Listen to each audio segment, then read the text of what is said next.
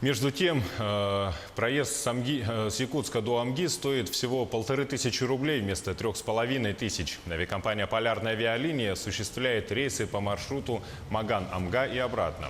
В связи с этим значительно увеличился спрос на приобретение билетов на самолет.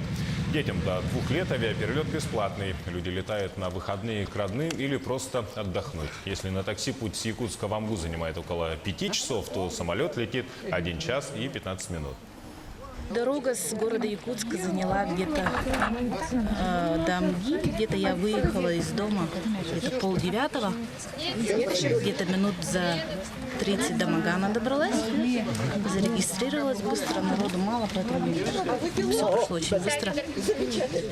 И в накопителе посидели, наверное, около 40 минут. И все, нас посадили на автобус. И сразу же взлетели. Все быстро-быстро. Обратный билет я взяла на понедельник, то есть там немножко скидка даже есть, если обратный билет берешь. То есть вообще летать можно. Очень хорошо было бы, если бы эти полеты продолжались.